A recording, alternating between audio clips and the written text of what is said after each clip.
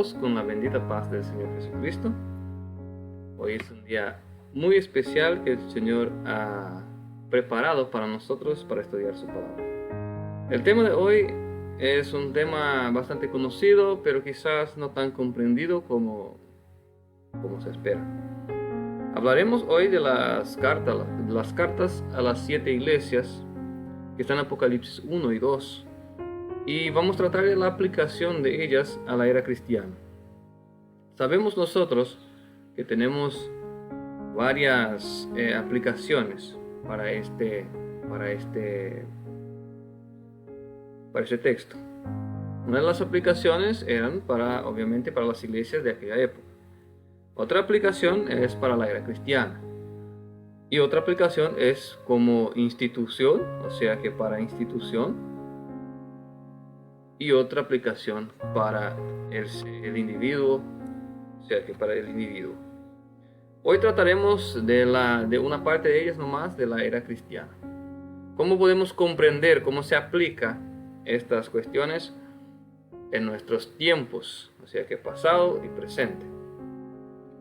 Pues bien, yo estaré compartiendo la pantalla con ustedes con un Apocalipsis ilustrado, pero este Apocalipsis ilustrado está en portugués porque fue hecho en portugués y nosotros todavía no pudimos traducirlo al español, pero estaré pasando los textos bíblicos, sí, obviamente en español.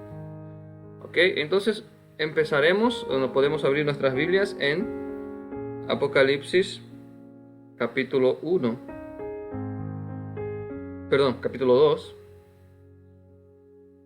versículo 1.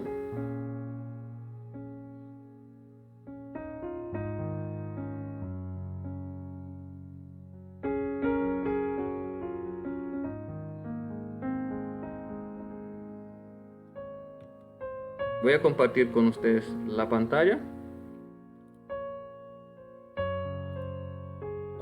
para que usted pueda acompañar el dibujito ahí, y creo que será mejor para entender. Dice lo siguiente: escribe al ángel de la iglesia de Éfeso, el que tiene las 7 estrellas en su diestra, el que anda en medio de los 7 candeleros de oro. Dice esto: conozco tus obras y tu arduo trabajo y paciencia, y no puedes soportar a los malos, y has probado los que se dicen ser apóstoles y no lo son, los has hallado mentirosos. Has sufrido y has tenido paciencia y has trabajado arduamente por amor de mi nombre, y no has desmayado. Pero tengo contra ti que has dejado tu primer amor. Recuerda, por tanto, dónde has caído, y arrepiéntete y haz las primeras obras. Pues si no, vendré pronto a ti y quitaré tu candelero de su lugar, si no te hubieres arrepentido. Pero tienes esto, que aborreces a las obras de los Nicolaitas, las cuales yo también aborrezco. El que tiene oído, oiga lo que el Espíritu dice a las iglesias. Pues bien, ¿qué representa esta primera iglesia, la iglesia de Éfeso, en la era cristiana? Pues bien,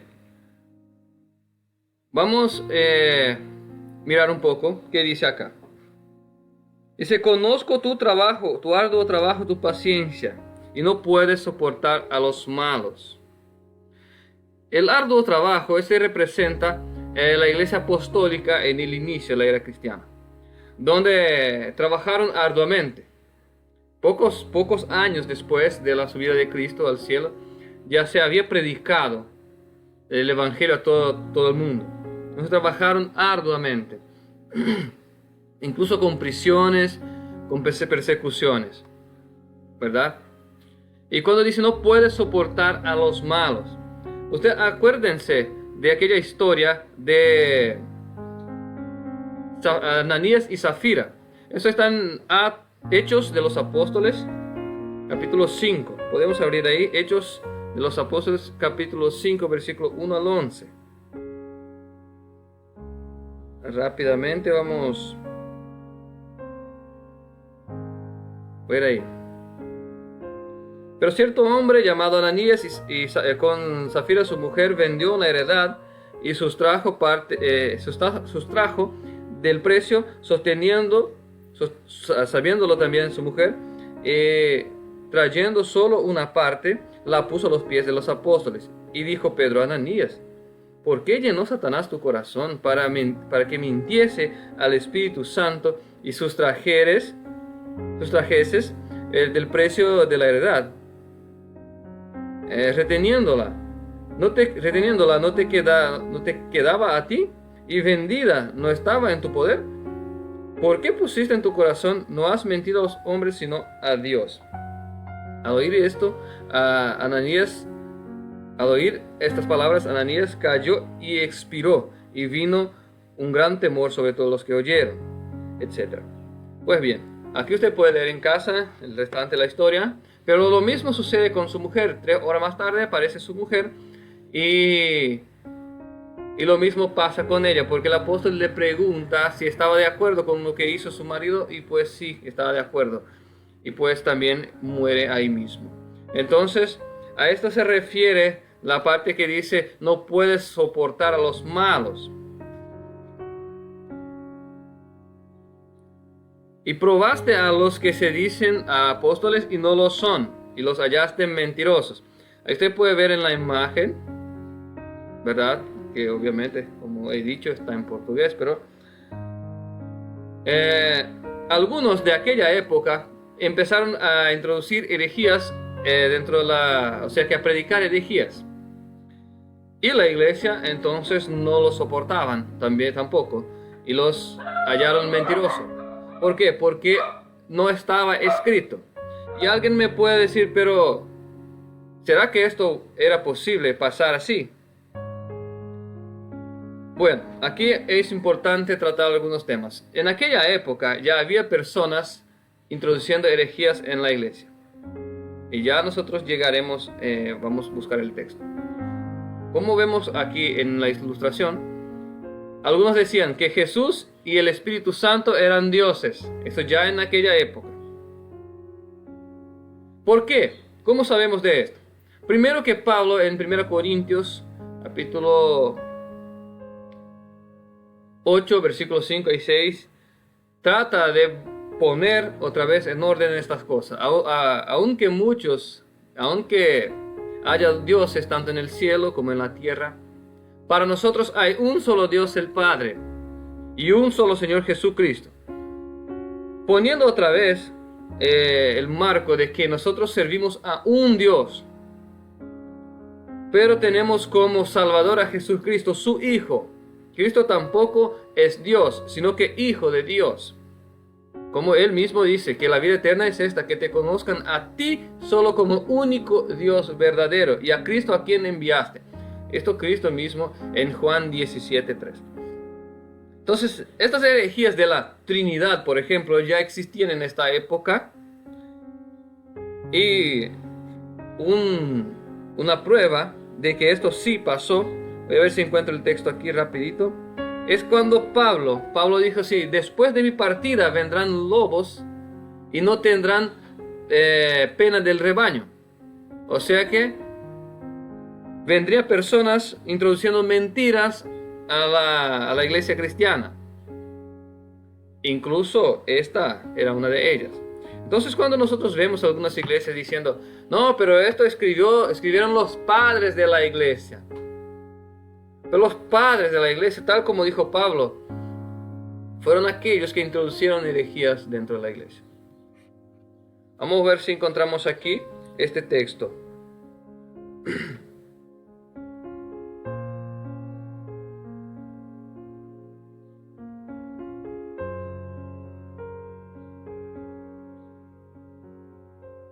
Hechos, capítulo 20, versículo 29.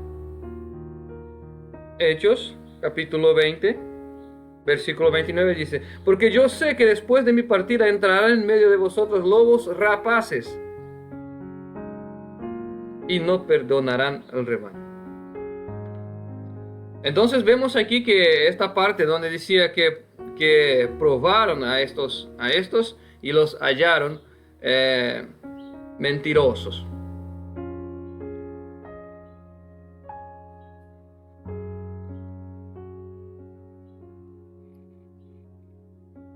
¿Quién son los apóstoles entonces? Los que predican el Evangelio. Esto está en Romanos 1:1. Entonces, has sufrido, pero has tenido paciencia y has trabajado por mi nombre y no te cansaste. Aquí otra vez las persecuciones, los martirios que se sucedieron en ese entonces. Tengo todavía contra ti. Vamos a leer aquí.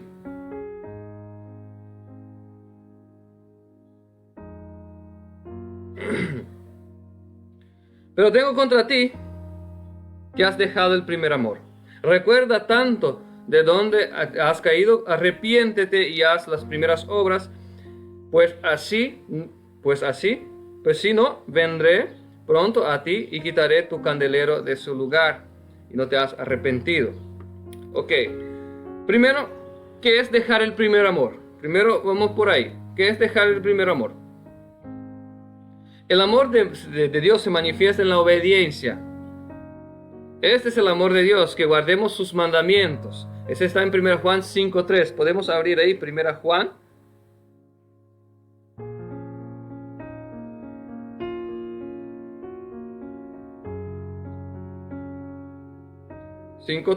Pues este es el amor de Dios, que guardemos sus mandamientos, y sus mandamientos no son gravosos. Entonces, al dejar el primer amor, dejaron la obediencia a los mandamientos de Dios. ¿Por qué?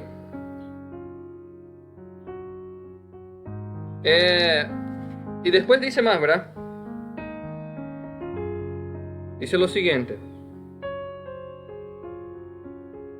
Recuerda, por tanto, donde has caído, arrepiéntete y haz las primeras obras, pues si no, vendré pronto a ti y quitaré tu candelero de su lugar, si no te hubieres arrepentido.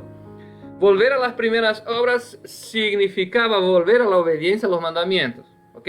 ¿Por qué? Porque surgieron en aquella época, y aquí también entra otra vez el texto de Pablo que dice, vendrán lobos rapaces. La cuestión de que no hace falta guardar los mandamientos porque Cristo murió en la cruz y ha abolido los mandamientos. Entonces, ya los padres de la iglesia, después de la muerte de los apóstoles, ya salieron de la voluntad de Dios, siguiendo a otras corrientes de enseñanza, ¿verdad? Vendré a ti y quitaré tu candelero. ¿Qué es el candelero? El candelero es la luz de la palabra, el entendimiento de la palabra. En Salmo 119, 105, abrimos ahí en Salmos 119, 105.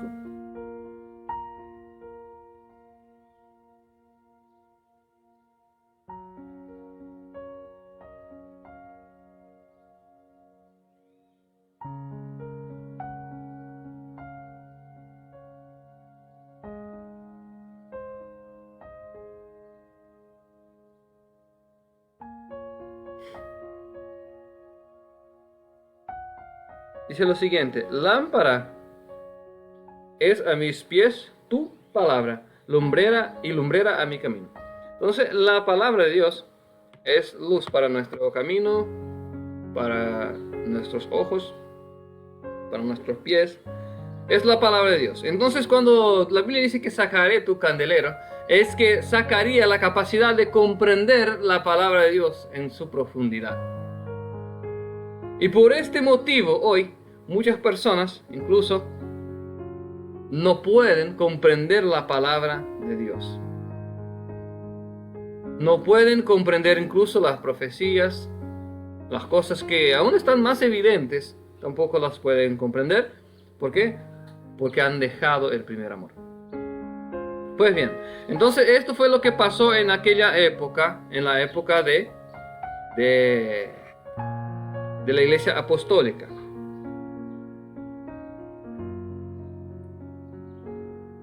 Volvamos a Apocalipsis. Versículo 6 dice lo siguiente: pero tienes esto, que aborreces a las obras de los Nicolaitas, a las cuales también yo aborrezco. ¿Quiénes fueron los Nicolaitas?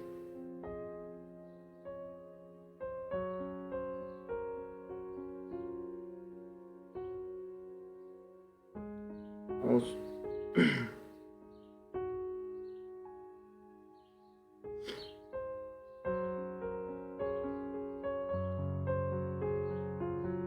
Voy a leer un texto que muy fácil se encuentra en internet. El nicolaísmo es una herejía que se ha introducido en la iglesia primitiva, cuyos adherentes son llamados nicolaitas. En el capítulo 2, versículos 6 y 15 del libro bíblico Apocalipsis, son citados los nicolaitas. Y aquí dice el texto bíblico: así tienes también a los que siguen la doctrina de los nicolaitas, etcétera, etcétera. Bueno, entonces eran personas que introducían herejías. Nosotros vimos que el problema de la iglesia primitiva fue el mismo: la introducción de herejías por parte de unos, la adhesión de otros, ¿verdad? Pero a estos la iglesia rechazaba. Aunque algunas lograron pasar, pero rechazaban. Y Dios tiene muy en cuenta todo esto. Versículo 7, el Apocalipsis 2. El que tiene oído, oiga lo que el Espíritu dice a las iglesias. Al que venciere, daré de comer del árbol de la vida, el cual está en medio del paraíso de Dios. Pues bien, entonces aquí está esta parte, primera parte, representa a la iglesia primitiva, que tuvo sus obras muy buenas, arduas, con sufrimiento, con sangre, con martirio, pero que también dejó su primer amor, aceptó una de las ideas herejes de aquella época y dejó la obediencia a los mandamientos. Entonces esto representa lo que pasó. Vimos que hubo una lluvia de herejías entrando a la iglesia, buscando entrar, y una de estas pasó. Entonces la Biblia dice: arrepiéntete, y no vendré a ti y quitaré tu candelero. ¿Y qué sabemos de la historia? Que no se arrepintieron y se les quitó su candelero, su entendimiento profundo de la palabra. Pues bien, sigamos. Versículo 8. Versículo 8.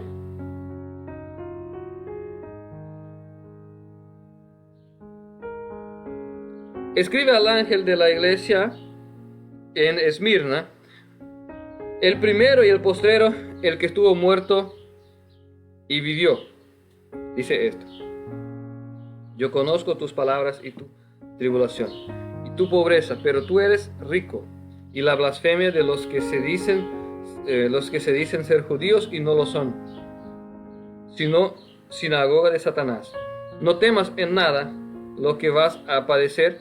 He aquí, el diablo echará a alguno de vosotros en la cárcel, para que seáis probados, y tendréis tribulación de 10 días.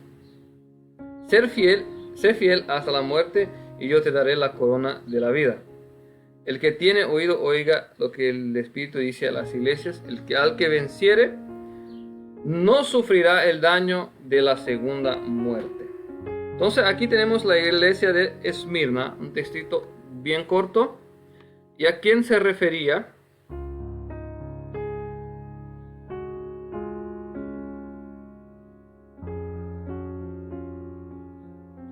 Los que se dicen judíos son aquellos que se dicen miembros de la iglesia de Cristo cuando no lo son.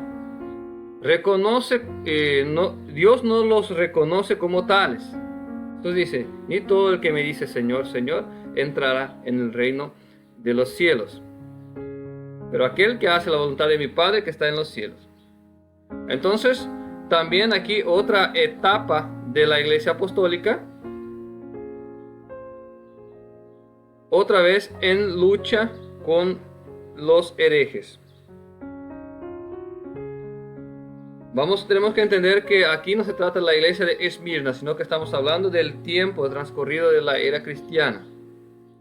Entonces aquí es otra etapa de la iglesia apostólica que lucha, o sea que de aquel pequeño pueblo, porque había un pequeño pueblo, siempre hay, ¿verdad?, de que buscan entender la palabra de Dios y tratan de hacerlo, aunque son llamados de herejes, etcétera, anticristos, falsos profetas, etcétera, pero Dios los reconoce como pueblo suyo, aunque la mayoría no.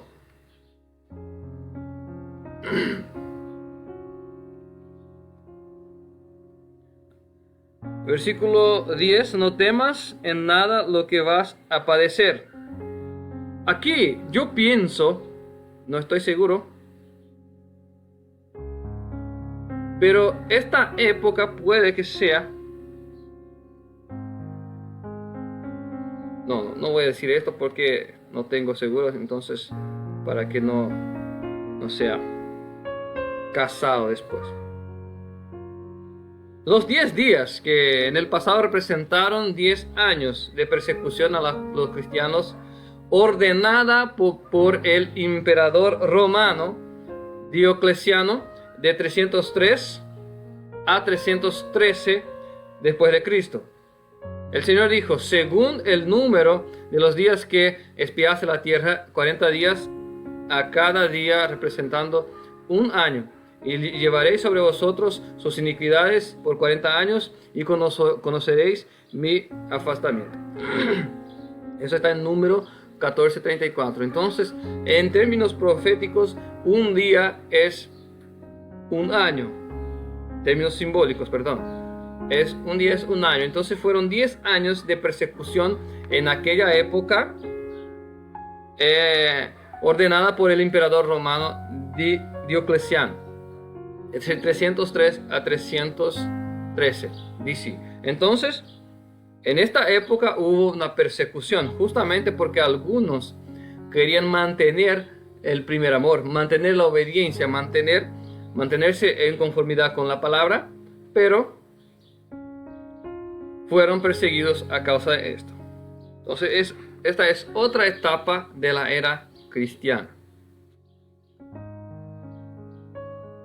Pues bien, sigamos en el versículo 12, dice, y escribe al ángel de la iglesia en Pérgamo, el que tiene la espada aguda de 2 filos, dice esto: yo conozco tus obras y dónde yo conozco tus obras y dónde moras. ¿Y dónde está el trono de Satanás? Pero retienes mi nombre y no has negado mi fe, ni aun en los días en que Antipas, mi testigo fiel, fue muerto entre vosotros, donde mora Satanás. Aquí dice que la iglesia mora que está donde mora Satanás. ¿Es esto? Sí. Moras, ¿dónde está el trono de Satanás? ¿A qué se refiere esto?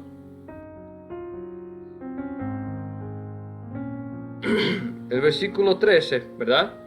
Aquí usted puede ver la imagen de la iglesia medieval papal, ¿verdad? Ya la iglesia unida con el Estado romano. Y acá tiene algunas sugestiones, ¿verdad? Que es lo que hacía la iglesia. La iglesia pregonó, o sea que trató de pregonar herejías que justamente habían sido motivo de persecución en el pasado.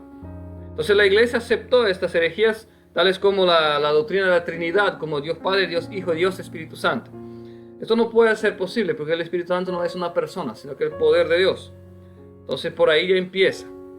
Pero bien, Entonces, nosotros sabemos lo que hizo y lo que hacía la iglesia medieval. ¿Quién fue Antipas? Esto es importante, que sepamos quién fue Antipas. Antipas de Pérgamo fue obispo de Pérgamo, discípulo del apóstol San Juan Evangelista.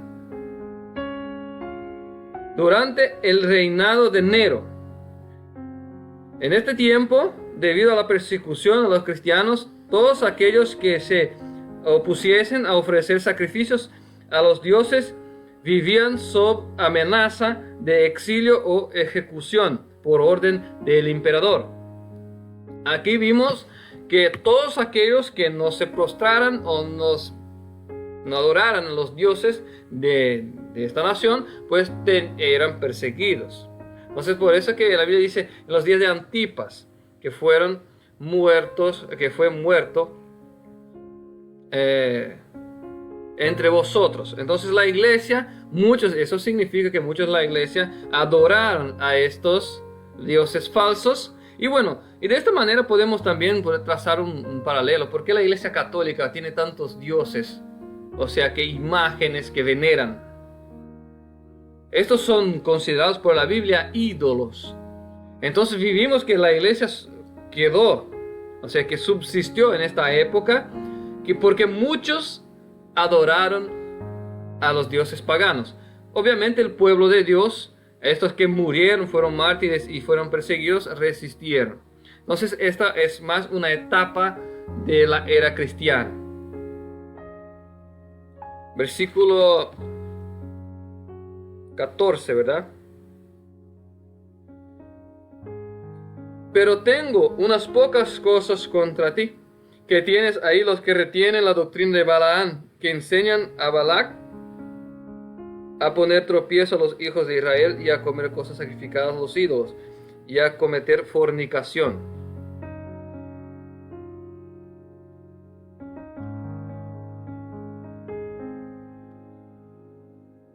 Vamos a ver aquí. Esta palabra, perdón. Aquí. ¿Qué hacía este señor? Balaam, o sea que la doctrina de Balaam. Balaam era un profeta de Dios que traicionó a su pueblo, traicionó también a Dios por ganar estatus, por ganar dinero, por tener el favor de un denominado rey, de un denominado líder, ¿verdad? Entonces empezó a poner tropiezos como tal, como dicen aquí. Entonces esto pasaba en aquella época de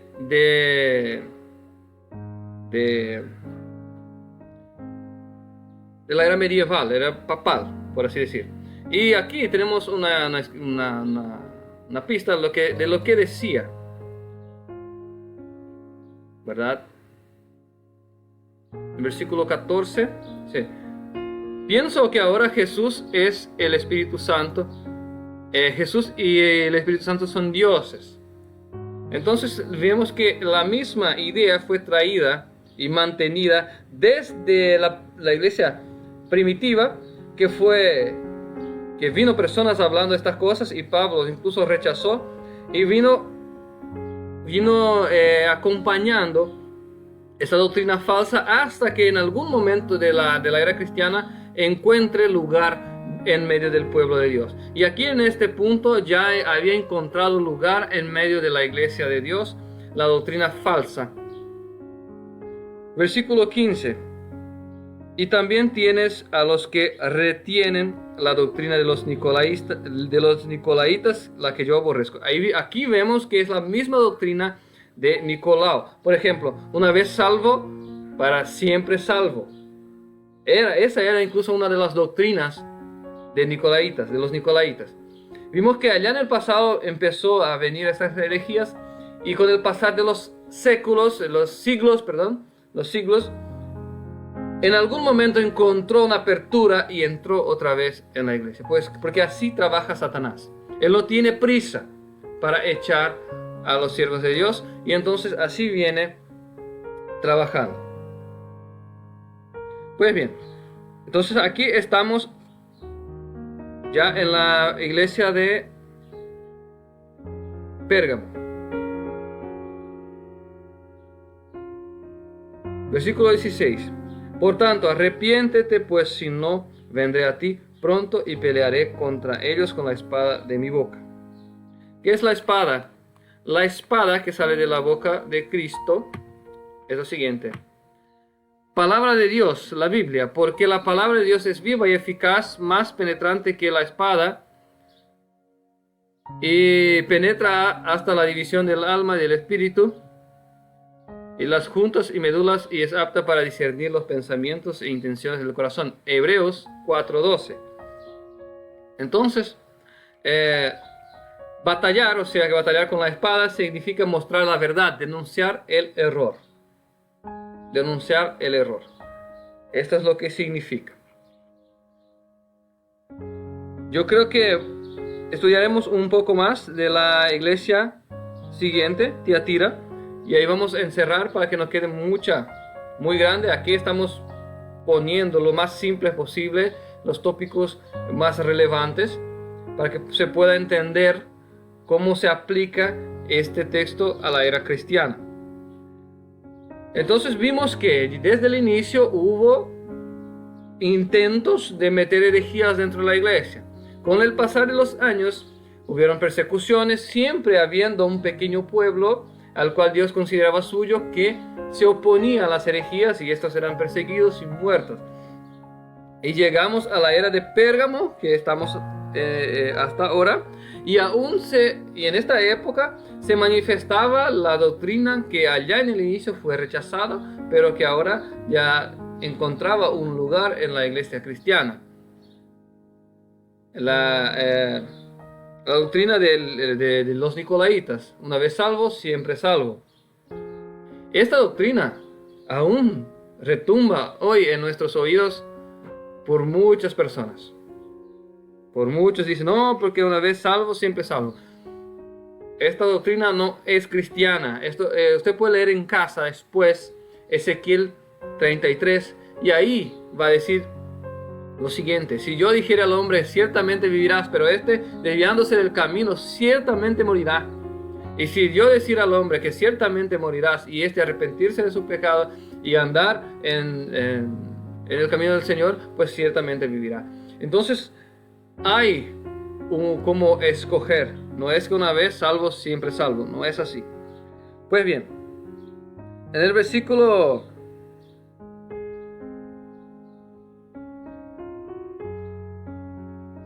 aquí me perdí acá.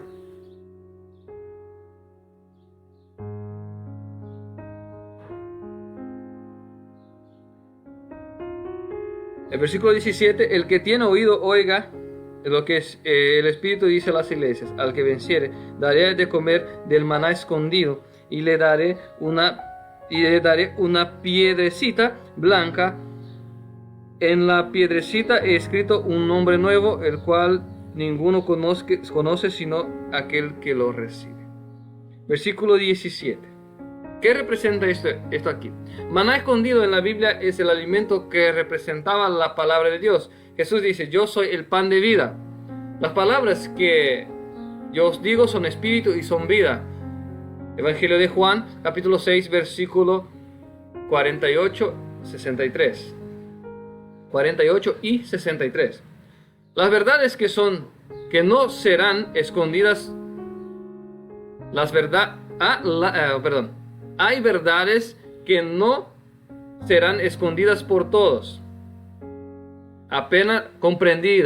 Que no serán comprendidas por todos, apenas por aquellos que vencieren el pecado. Entonces hay verdades hoy incluso que no serán comprendidas por todas las personas, sino por aquellos que han vencido el pecado. ¿Y qué es pecado? Pecado es la transgresión de la ley. ¿Qué ley? La ley de Dios. Esto está en 1 Juan 3, 4. Entonces, una vez que usted ha vencido esta etapa y has proponido en su corazón obedecer a los mandamientos de Dios, entonces hay verdades que se aclararán a ti. La piedra con un nuevo nombre. El nombre representa carácter en la Biblia. Ejemplo, Jacob ha engañado a su padre y recibió la bendición de primogenitura en lugar de su hermano Esaú. Jacob significa engañador. Cuando éste venció el pecado, Jesús cambió su nombre para Israel, representando su nuevo carácter en pos la victoria. O sea que después de la victoria, no te llamarás más Jacob, pero Israel, pues como príncipe luchaste con Dios y con los hombres y has prevalecido. Esto es Génesis 32, 28. Bueno, la piedra blanca, la piedra es blanca porque representa pureza, la pureza que alcanzaremos al vencer el pecado. Pecado es la transgresión de la ley, como hemos dicho recientemente.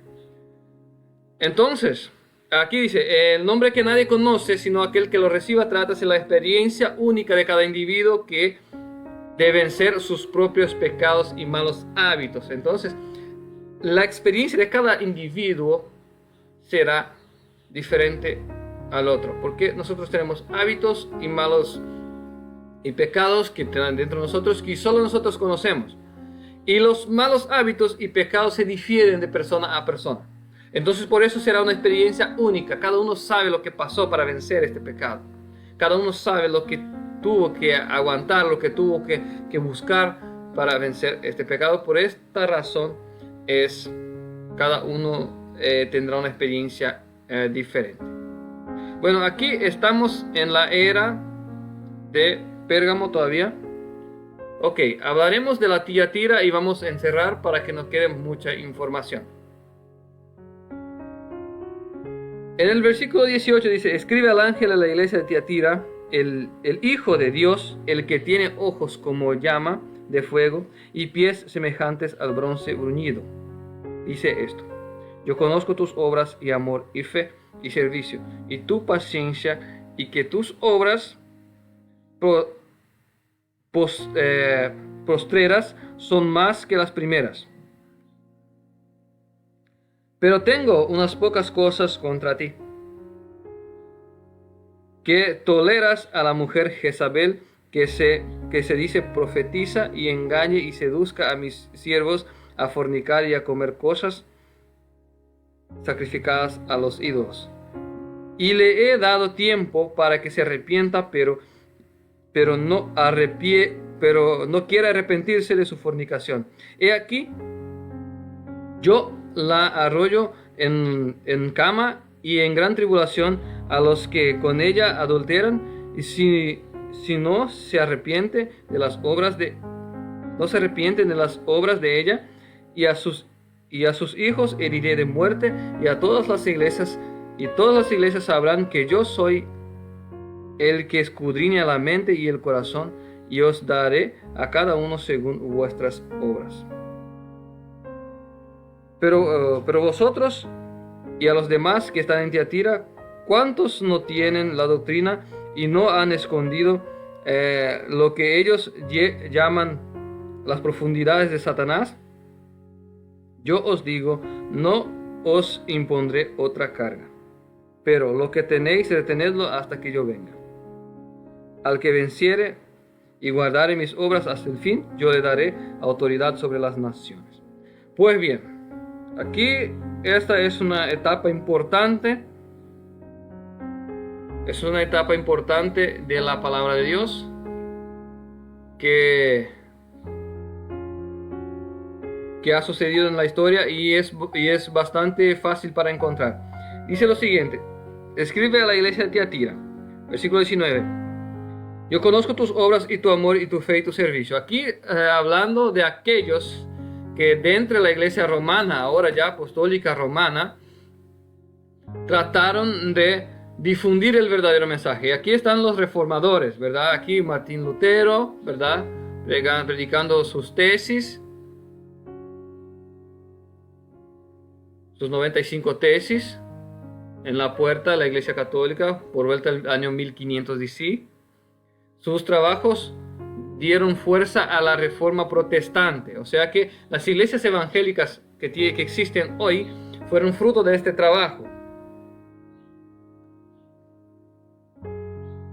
Y aquí dice, tu amor, tu fe y tu paciencia. Aquí hay una ilustración.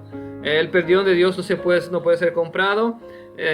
Dios nos ha dado por el sacrificio de Cristo en la cruz. Ese era el mensaje que era difundido por los reformadores. Entonces, a estos Dios dice, conozco tu obra, tu amor y tu fe. Pero tengo pocas cosas contra ti, que toleras a la mujer Jezabel. Y aquí ya pasa a las indulgencias que toleraba la iglesia romana, o que promovía incluso las indulgencias. Sabemos que las indulgencias eran cosas sagradas que se podían vender, y perdón del papado, etc. ¿Verdad? Y esto era lo que sucedía en esta época, cerca de años 1500 DC. Y le dio tiempo para que se pudiera arrepentir.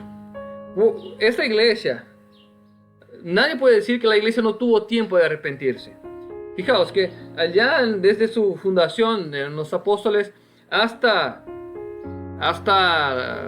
ya vamos a ver aquí, pero hasta la Revolución Francesa, tuvo casi que una supremacía, vamos a decir así, en términos de religión.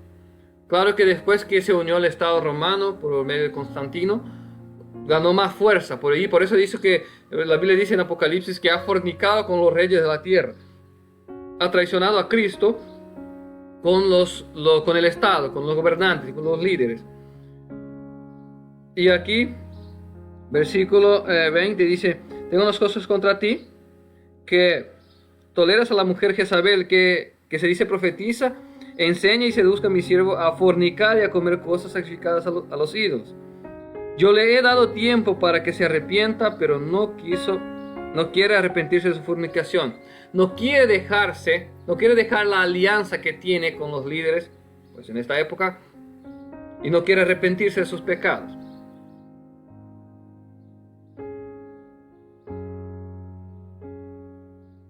Y aquí yo lo arrojo en la cama, en la tribulación, y los que con ella adulteran,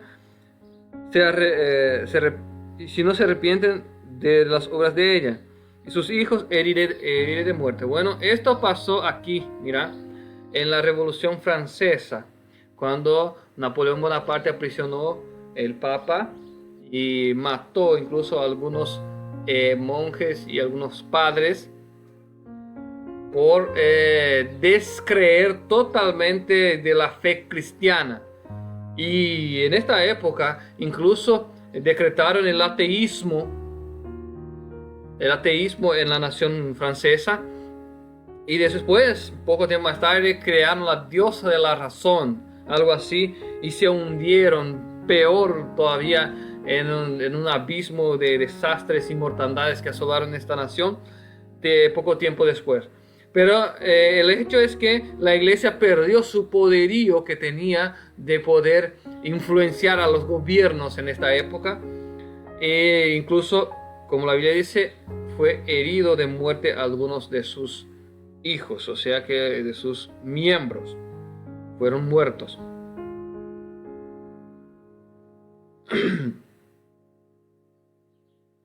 Versículo 24, pero a vosotros y a los demás que están en Tiatira, cuantos no tienen la doctrina y no tienen esa doctrina y no han conocido los que ellos llaman profundidad de Satanás, yo os digo que no os pondré otra carga. ¿Quién representaba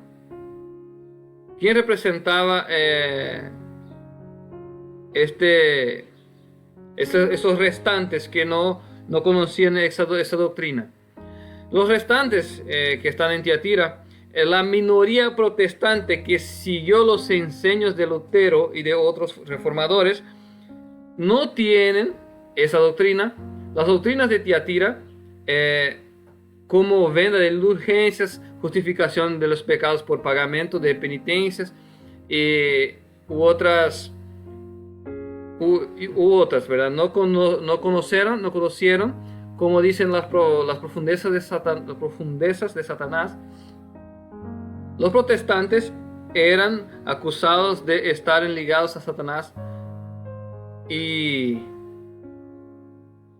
y bebiendo, o sea que escuchando sus enseñamientos, sus doctrinas.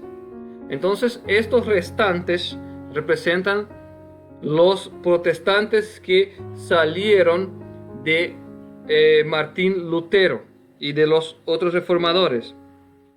Dice lo siguiente: yo os digo, no pondré otra carga, pero lo que tenéis, retenedlo hasta que yo venga. Entonces en aquel entonces las personas no tenían una luz completa de la palabra. ¿Por qué? O sea que tenían poca luz porque habían vivido en la era de las tinieblas, en la era de la oscuridad espiritual. Entonces algunos pocos reformadores que entendieron la palabra, que la salvación era gratuita, trataron de predicar esta palabra con sinceridad, y todos aquellos que fueron sinceros y aceptaron, pues Dios promete que les dará su galardón si es que retienen hasta que Él venga. Ok.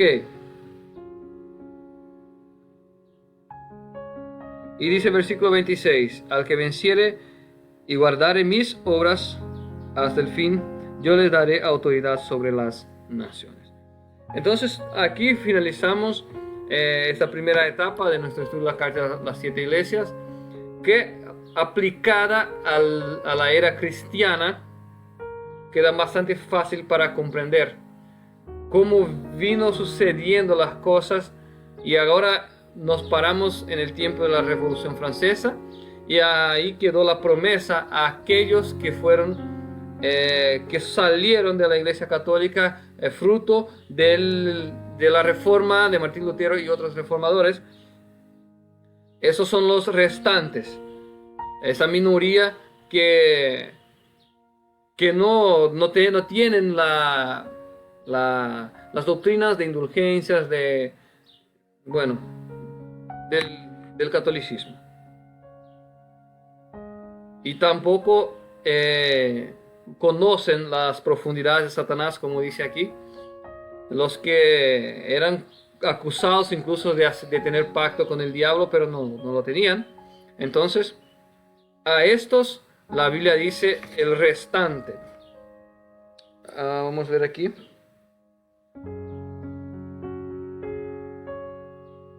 Versículo 24: a vosotros los demás que están en Tiatira,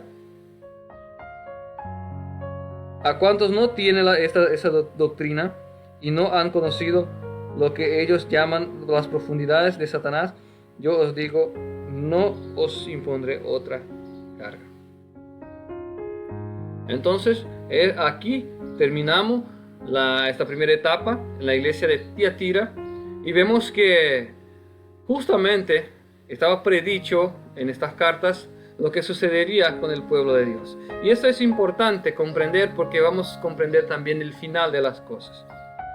Pero antes de encerrar este estudio de hoy, quisiera leer con ustedes algo que es importante. Aunque los protestantes no recibieron otra carga allá en el pasado, nosotros hoy sí tenemos capacidad y tenemos luz de Dios, que Dios ha enviado del cielo, para que pongamos un poco más y más santos a medida que pasa el tiempo.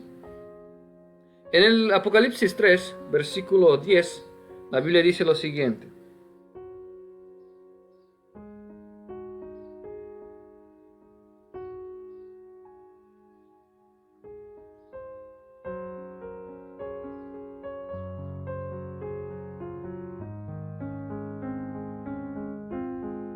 Perdón.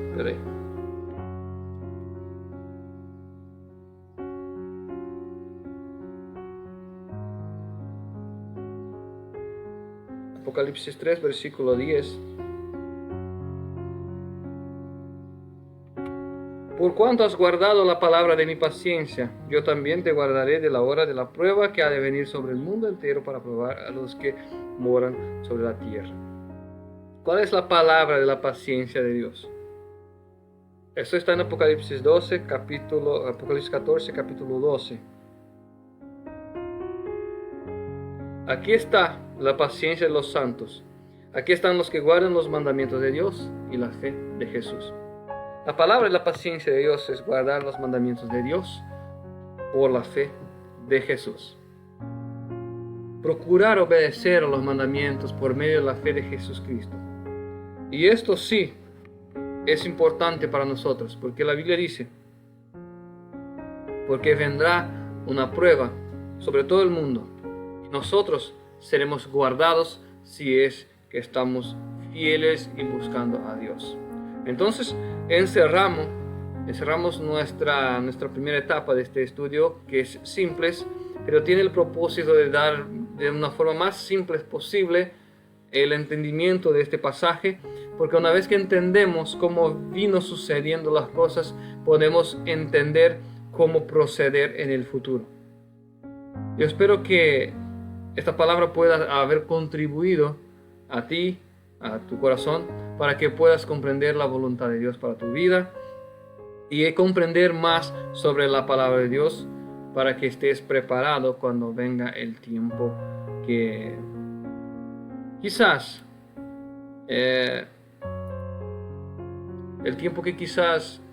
sea mucho difícil y muchos abandonarán la fe en este tiempo, tal como hicieron nuestros padres en el pasado, que muchos abandonaron la fe cristiana, muchos trataron de aceptar las doctrinas erróneas de la idolatría y todas las cosas demás que nosotros conocemos. Que Dios pueda bendecir tu vida, tu familia. Quisiera también aquí decirles que tenemos folletos que son gratuitos, folletos que tienen un mensaje importante para nuestra época, y si usted quiere hacer tu evangelismo y ayudarnos a difundir este mensaje, pues entre en contacto con nosotros y de manera simples podemos tratar de enviarte estos materiales. Si usted vive por la región Alto Paraná, quizás Santa Rita, Naranjal, quizás puedes venir a llevar, pero si está un poco más lejos vas a pagar únicamente el envío.